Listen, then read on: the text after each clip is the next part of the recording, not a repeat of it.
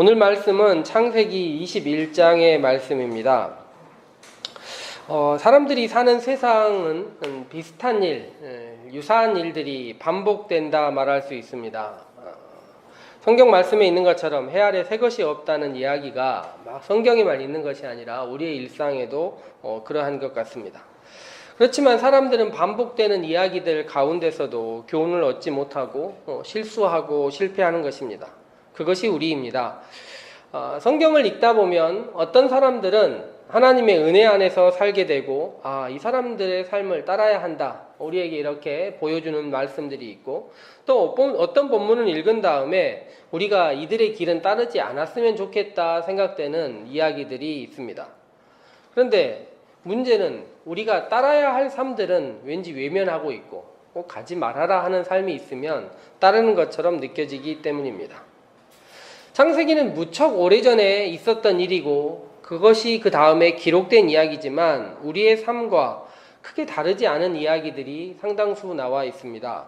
지난주부터 창세기의 형제들의 이야기, 가족들의 이야기를 살펴보고 있는데요. 창세기 12장 이전의 이야기를 원역사라 이래서 족장들이 나타나기 전, 인류가 무엇인가를 기록하기 이전의 역사라 흔히 이야기를 하고 있습니다. 그런데 창조나 홍수와 같이 어마어마하고 거대한 이야기 빼고 삶 속의 이야기들은 창세기 처음부터 끝까지 그다지 우리의 삶과 다르지 않은 것처럼 보이고 차이를 구별하기 쉽지 않다는 것입니다. 모두 사람 사는 사람들의 이야기라 말할 수 있습니다. 창세기 이야기들은 한 사람의 삶에서도 반복된 이야기들이 나타나고 그 사람의 가족들의 이야기에서도 반복된 이야기들이 나타납니다. 한 사람의 삶도 반복되는 이야기들을 여러 가지 보여주고 세대가 넘어서도 똑같은 일들이 반복된다는 것입니다. 물론 성경이나 역사나 타인의 삶에 관심 없는 사람들은 모든 일이 다 새롭게 부딪히고 새롭게 만나는 일이지만 그런 사람들에게는 슬픔만이 남아있을 뿐입니다. 우리에게 남겨진 많은 기록들은 자신만을 위하는 것이 아니라 다음 세대를 위함이고 성경은 믿음을 가진 우리를 위하여 기록되어 있는 것이 확실하기 때문입니다.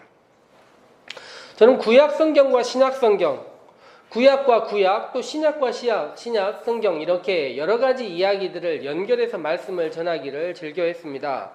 예를 들어 창세기에 보면 아담과 하와가 선악과를 먹은 다음에 눈이 밝아졌다는 이야기가 있습니다. 그러면 눈이 밝아진 이야기가 하나가 나오고 나면 구약 성경에서도 눈이 밝아진 사람들의 이야기가 반복돼서 나옵니다. 예를 들면 요나단과 같은 사울의 아들 요나단도 꿀을 찍어 먹은 다음에 눈이 밝아졌어요. 또 예수님께서 예수님의 제자들과 엠마오 도상에서 만났을 때 떡을 떼어주실 때 그들의 눈이 밝아졌습니다. 나중에 보면 사울도 그런 일들을 겪어서 눈이 밝아지는 경우들을 보게 됩니다. 무엇에 의해서 어떻게 눈이 밝아졌느냐? 밝아진 이야기들만 가지고도 함께 우리들이 반복해 있는 이야기들을 유추해서 생각할 수 있다는 것입니다.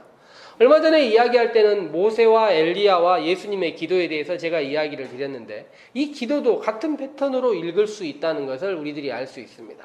기도도 반복하고 있다는 것이고 신약성경 복음서는 놀랍게도 이 세 사람을 한자리에 모아서 함께 있음에 대해서도 생각할 수 있도록 우리에게 보여줍니다. 말씀과 삶을 이렇게 읽어낸 많은 저자들, 작가들, 화가들은 이들의 이야기들을 그림으로 혹은 소설로 여러 가지 이야기로 우리에게 남겨주기도 합니다. 그 많은 것들이 우리들에게 읽어내라 이야기하는 것입니다. 반복되는 과정 가운데 있는 일들, 그리고 우리도 그 안에 있으니 읽어내라 이야기하는 것인데 삶의 다양한 환경들, 또 우리의 편견과 우리의 욕망들이 그것을 가리고 있다는 것을 알 수 있습니다. 우리의 삶이 보통은 7, 80년, 조금은 더 길어져서 8, 90년이라 하지만 이것이 우리가 지나올 때는 굉장히 길어 보이지만 지나고 나는 삶은 무척 짧게 느껴진다는 것을 우리 모두 알 수 있습니다. 이것은 신앙의 역사에서 봐도 그러합니다. 그래서 우리 일생에 반복되는 이야기들은 지난번 이야기와 지금 일어난 일들이 흡사 점들로 붙인다면 바로 근처에 있는 이야기들처럼 붙여질 수 있는 것이고 인류의 긴 역사에서 생각하자면 신약과 구약의 이야기도 바로 붙어있는, 바로 옆에 있는 점과 같은 이야기들, 반복되는 것이 금방 느껴지는 이야기들처럼 느껴진다는 것이고, 성경에 있는 이야기도 아주 옛날 이야기가 아니라 바로 어제 우리에게 일어난 일처럼 느낄 수도 있다는 것입니다. 창세기 16장 말씀을 읽어오기를 부탁을 드렸었는데요. 창세기 16장에서 아브람과 사레의 일은 흡사 창세기 3장에 아담과 하와의 일을 떠올리게 합니다. 창세기 2장에서 하나님은 아담과 하와에게, 아담에게 명령하셨어요. 선악과 먹지 마라 이야기를 하셨습니다. 창세기 15장에서 하나님은 별을 바라보면서 아브라함에게 내 후손을 이처럼 많게 하겠다 명령을 주셨습니다. 약속을 주셨어요. 그런데 이 부부들은 하나님이 주신 약속과 명령이 아닌 자신들의 방식으로 따먹기도 하고 다른 방식을 택하려는 여러 가지 노력들을 보입니다. 그리하여 문제가 생겼지만 성경의 이야기들 가운데서는 이런 일들이 반복되고 있다는 것입니다. 기억하지 못하는 것이 아니라 이것은 따로 남의 일처럼 느끼고 자신의 삶과 연결하지 못하기 때문에 그런 것입니다. 그런데 하나님은 약속과 명령에 반하는 우리의 행동들을 보시고도, 우리의 움직임을 보시고도 어찌 보면 방관하는 것처럼 보일 때가 있습니다. 선악과 먹으려고 할 때 하늘에서 소리가 들리면 먹지 마라 이야기를 하면 되는 것 아닙니까? 하가를 아내로 취하려고 할 때 안 된다, 사라에게서 아이가 있다 이야기를 들려주면 누구라도 그렇게 하지 못할 것 같은데, 하나님은 우리를 말리지 않고 침묵하심으로써 우리가 그런 행동을 할 때 하나님께서 이렇게 생각하시나? 이것 또한 하나님의 뜻인가? 하면서 다른 방법, 우회적인 경로들을 통해서 무엇인가를 이루고, 그런 다음에 일이 실패된 다음에 왜 하나님은 그때 말리지 않으셨지? 이렇게 생각하고 있는 것입니다. 그렇지만 하나님은 우리에게 반복해서 계시하고 알려주시는 것입니다. 우리가 우리의 모습을 CCTV처럼 이렇게 바라보고 내가 저때 저렇게 했어 이렇게 느끼지 않더라도 성경을 통해서 바로 우리 앞에 있었던 하나의 점처럼 있는 사건들을 통해서 우리에게 읽어내라 이야기하는 것입니다. 그리하여 명령과 약속 이후에 실패가 공식처럼 되어 있는 우리의 일상이 하나님이 보시기에는 말씀과 순종, 예배와 삶 속의 열매가 이어지는 삶, 이것이 공식처럼 되기를 원하는 우리의 삶을 하나님께서는 요구하고 계신다는 것입니다. 오늘 우리는 성경 말씀 가운데 이스마엘과 이삭의 이야기를 잠깐 읽어보려고 합니다. 그런데 형제라고 이야기가 나와 있긴 한데요, 이 두 사람의 이야기가 성경 가운데 너무 짧게 있어서 둘이 무슨 형제라 해도 별다른 이야기가 얽혀있지 않는다는 것입니다. 이 두 사람의 후손들에 대한 이야기는 어마어마하지 않습니까? 이 후손들이 두 가지의 큰 종교로 나뉘어 있다 이야기도 하고, 어찌 보면 이후로 문화적 갈등이나 종교적 갈등이 너무 심해져서 둘은 형제가 아닌 것처럼 여겨지는 상황들이 있기도 하는데, 성경 말씀은 읽어보면 둘 사이의 미움의 이야기는 거의 나와 있지 않고 사실 존재하지도 않고 하나님의 도우심의 이야기만 나와 있다 말할 수 있습니다. 성경을 읽어보면 이 16장과 21장 이 두 장은 어떻게 보면 겹쳐질 정도로 데칼코마니처럼 거의 유사하게 기록되어 있다는 것을 알 수 있습니다. 성경이 시작할 때는 사라의 임신의 문제, 사라의 반응의 문제로 시작합니다. 16장, 21장 공이 그렇습니다. 16장에서는 하갈이 임신한 다음에 사례를 능욕했다 적혀 있고, 21장 우리가 읽은 말씀에는 이스마엘이 이삭을 놀렸다 이렇게 같이 적혀 있습니다. 그리고 16장, 21장 모두 사라가 불평하고 하갈을 내쫓으라 이야기를 합니다. 그리고 아브라함은 하나님의 말씀에 따라 둘을 내쫓습니다. 두 번은 똑같아요. 쫓기는 하갈을 향하여서 내쫓긴 하갈이 다 죽겠다 이야기하고 있을 때 하나님은 똑같이 하갈을 부르십니다. 첫 번째는 사레의 종 하갈아라고 부르시고, 두 번째는 하갈아라고 따로 부르시면서 약속이 일어나는 것입니다. 그리고 구원의 상황이 이루어지고 마무리됩니다. 16장은 마지막에 이스마엘이 아브라함과 하갈에게 태어나고, 21장은 이스마엘에게 하갈이 아내를 짝지어준 이야기로 끝나는 것입니다. 사례로 시작해서 이스마엘이 태어나고 이스마엘이 새로 가족을 이루는 이야기로 거의 맞춰져서 끝난다는 것입니다. 저는 이 이야기를 읽으면서 16장과 21장 생명에 대한 이야기들이 반복되어 있는 창세기를 봅니다. 그리고 생명에 대한 이야기들 안에서는 거의 같은 구조들이 만들어지는구나 하고 생각하고 그 이야기 가운데 무엇이 있는지도 살펴보았습니다. 그 이야기들, 생명의 탄생을 위하여 이처럼 사람들이 노력하고 있고 한 아이의 탄생이 어떤 가족 가운데 생명처럼 귀한 일이고 그것을 위하여 기뻐하고 좌절이 있는 이 상황 가운데 놀랍게도 사이에는 소돔과 고모라의 이야기가 있습니다. 생명이 그렇게 소중한데 누군가는 생명을 살리는 일이 아니라 생명을 죽이는 일을 향하여 가고 있고 그리하여 도시 전체가 멸망으로 치닫기도 한다는 것입니다. 그러니 생명을 살리고 생명을 만드는 일이 너무나 놀랍기도 하지만 생명을 멸망시키는 일도 멀지 않다. 이것을 성경은 읽으라 이야기하고 있습니다. 16장에서 하갈이 내쫓겼을 때 성경에서 최초로 하나님께서 여성의 이름을 부르는 이야기가 나옵니다. 그녀의 이름이 사레가 아니라 놀랍게 하갈입니다. 하갈은 놀랍게도 하나님을 인격적으로 만났어요. 그래서 나를 살피시는 하나님, 나를 보시는 하나님이라고 고백합니다. 성경 가운데서 사레가 아니라 하갈이 먼저 하나님을 만나고 하나님에 대해서 고백하는 이야기가 나오는 것입니다. 이런 경우를 살펴본다면 우리의 삶은 모든 것을 가질 수는 없는 것 같습니다.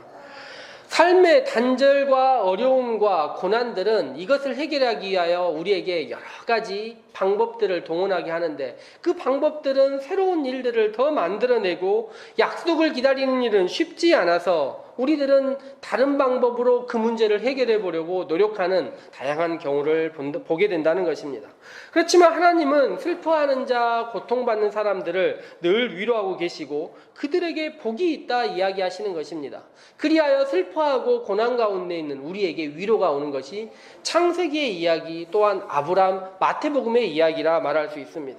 슬픔의 시절 하갈을 찾아가서 그녀의 이름을 부르고 계신 하나님은 슬픔의 시절을 보내고 있는 사라를 찾아가서 그녀에게 웃음을 주시기도 한다는 것입니다. 오늘 우리가 읽은 본문 창세기 21장 말씀을 보면 아브라함이 86세에 이스마엘을 낳고 한 14년 정도 뒤에 이삭을 낳은 이야기가 적혀 있습니다. 그리고 이삭이 젖을 떼는 날 보통 3돌 정도라 이야기를 하기 때문에 이스마엘이 16세에서 17세 정도 되는 해 일어난 일이라 말할 수 있습니다. 성경을 보니 9절 말씀에 보니 하갈의 아들이 이삭을 놀렸다 적혀 있습니다. 다 큰 청년이 저때 아이를 놀렸으면 어떻게 놀렸을까 하는 생각이 들기는 하는데 이 아이를 보면서 얘가 나중에 나랑 유산을 나눌 것이니 지금부터 싹을 잘라둬야겠다 이렇게 생각하기는 쉽지 않았을 것 같고 어떤 방식으로 바라보느냐 이것이 무척 중요한데요. 창세기 16장에서 21장까지 전체적인 흐름은 주관하시는 분은 하나님이지만 이 모든 일의 발생의 원인은 사실 사라라고 말할 수 있습니다. 사라는 6절에 이야기를 합니다. 하나님이 나를 웃게 하시니 듣는 자가 다 나와 함께 웃으리로다. 말은 이렇게 하는데 사라는 웃지 못합니다.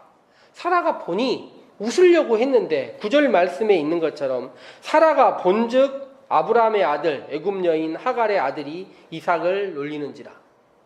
모두 함께 웃겠다 했지만 사라는 아브라함의 아들 애굽 여인 하갈의 아들 이렇게 먼 관계로 자기와 이스마엘을 구별을 합니다. 그런 다음에 이삭을 놀리는 모습이 몹시 분노할 수밖에 없는 상황을 바라보게 되는 것입니다. 좋은 마음으로 볼 수 없는 이 상황 가운데서 그 다음 보니까 아브라함은 똑같은 마음으로 바라보고 있지는 않아요. 그 다음에 사라는 그 장면에서 멈추고 이 다음에 사라의 이야기는 더 이상 나오지 않습니다. 그런데 성경에서 제가 16장과 21장이 거의 유사하다고 말씀드리지 않았습니까? 그런데 21장이요 26장과 27장 사이에 있는 말씀과 거의 또 똑같이 닮아 있습니다. 성경을 쭉 읽어보시면 느낄 수 있는 것이 무엇이냐면 21장에는 이스마엘과 이삭에 관한 불화의 이야기가 있지만 26장, 27장 사이에서는 에서와 야곱의 불화의 이야기가 있습니다. 그리고 선택받는 것은 둘째로 태어난 첫 번째는 이삭이고 두 번째는 결국 선택받는 것은 어머니가 택했던 야곱입니다. 사라는 아브라함에게, 리브가는 이삭에게 반복돼서 이야기를 하고, 어머니에게 선택을 받지 못한 아들들, 큰아들들은 둘 다 이방 여인들과 결혼합니다. 이스마엘도에서도 마찬가지입니다. 성경의 이야기는 무엇을 들려주고 있냐면, 사라는 자신이 했던 일이 이후에도 반복될 것이라는 것을 모르고 있습니다. 그렇지만 같은 일들이 반복되어 있고 그 일들은 우리에게는 알려져 있다는 것입니다. 성경의 선택은 놀랍게도 장남이 아닌 사람들을 반복적으로 택하고 상세기는 그 이야기를 들려줍니다.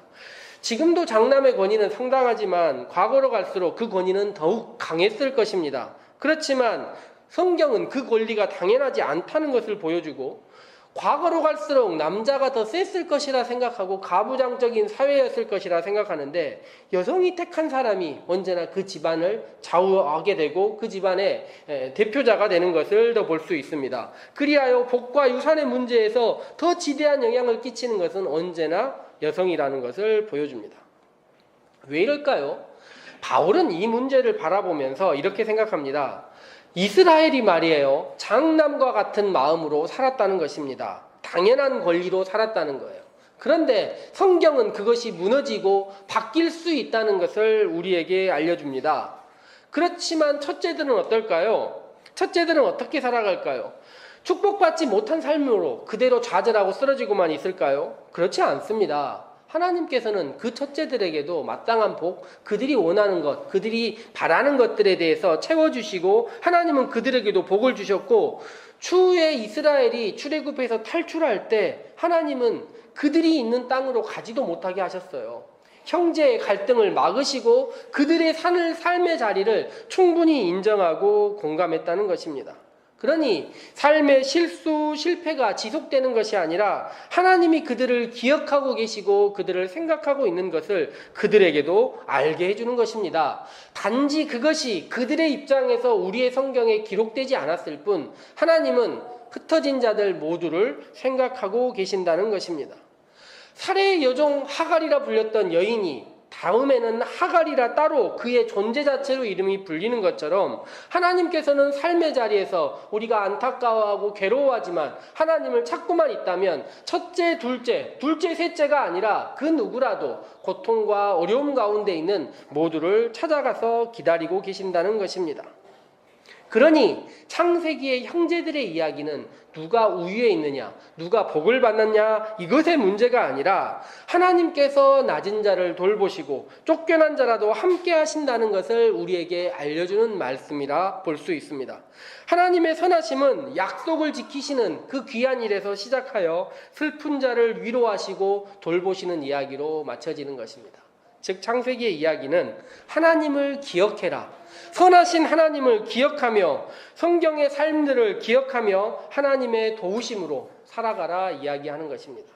우리에게도 일주일의 삶이 또한 주어졌습니다. 이 삶 가운데 이미 우리에게 주어진 자리들과 환경과 상황들이 다르기에 우리들은 좌절하고 쓰러질 수 있습니다. 그렇지만 하나님은 이미 정해진 자리로 인하여서 고통받고 어려워하고 있지만 우리 모두를 기억하고 계시고 그 자리에서 우리를 생각하고 계시는 하나님이십니다. 그 하나님을 기억하고 하나님의 도우심과 함께하는 귀한 일주일 되기를 소망해 봅니다. 함께 기도하도록 합시다.